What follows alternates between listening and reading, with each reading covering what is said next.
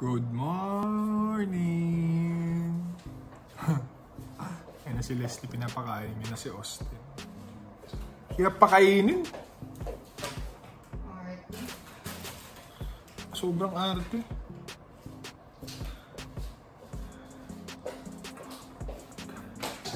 Tagal pa gumising. 10 o'clock na kasi kami gumising, so mula nung natulog kami, which is mga 12:30 hanggang ngayon, hanggang kaninang 12. Anong oras na ba? Oras na ay sabihin mo ng 10:30. Hindi pa umiisi si Austin. So ang ginawa ko, nilabas ko siya pagpasok namin sa elevator.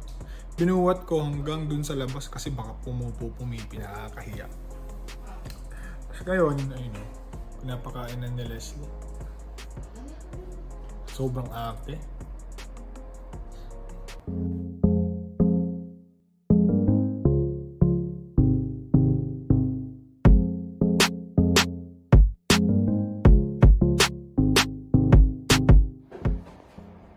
Ano boy?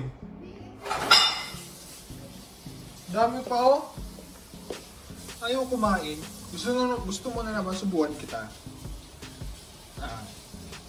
Gusto mo subuhan kita. Papasubo na naman. Gusto mo subuhan. Wag, masasanay ka na. Coffee muna. Magawa ni Leslie, coffee.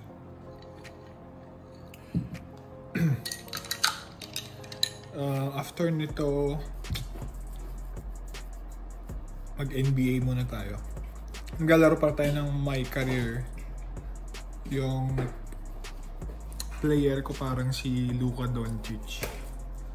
Ganun yung parang build point guard niya. 6'6". Hindi ko nga na masyadong maayos yung build ko. Pero ganun yung build, 6'6". Malaking point guard. Pakainin ko na nga si Austin. Ginagawa ko, nilalagay ko sa palm ko yung pagkain. Tapos doon siya kumakain. Parang spoon feed. Literally na sinusubo mong gano'n. Maarte.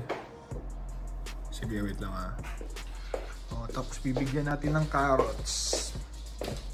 Lika carrots. Yung carrots niya, ito, dami pa yan eh. Sa ilalim. Tapos meron pa dito.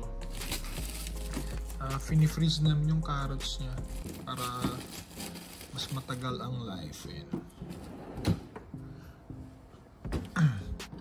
Titignan nyo, may yellow pa.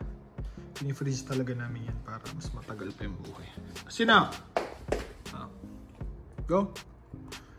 Dito, dyan yan nakakainin yung carrots niya. Ait na! Minsan nilalaro niya pa eh. Kakain na pala kami!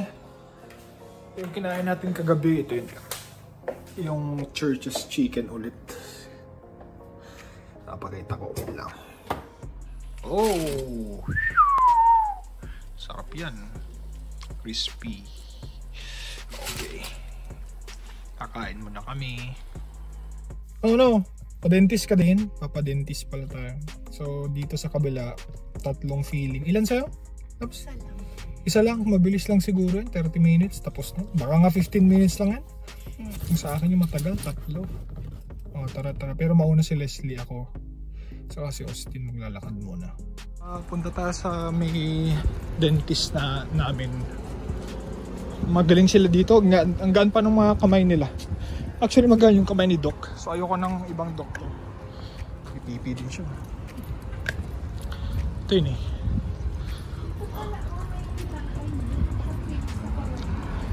Hindi ito. Ito.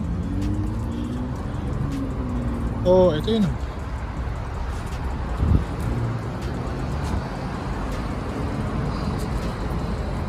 Ayun ito.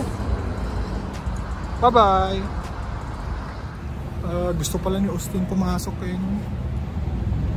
Bawal eh. Syempre, clinic yan. Unsanitized pag may aso. So, hindi siya pwede dyan. So, kailangan natin maghintay dito after ng procedure ni Leslie.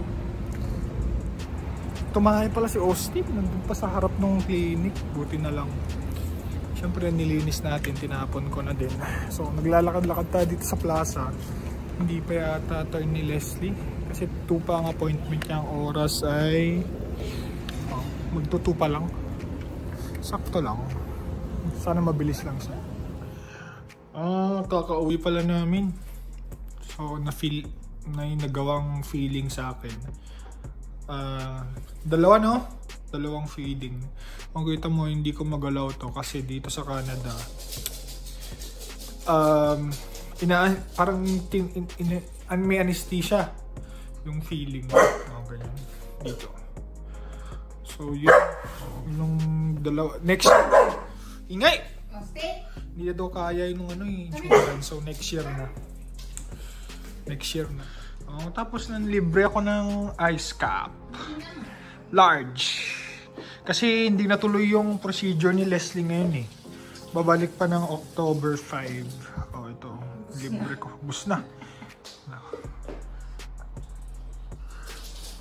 Ito guys. Para lang may idea kayo kung magkano ang dental charge dito sa Canada. Yan. Hindi yung nakikita nyong naka-red na bilog dyan. Yan pa yung hindi pa nagagawa. Pero yung the rest, yan, nagawa na. So, naka-5 pasta na ako or filling. 2 cleaning. Ang total bill is, saan dito?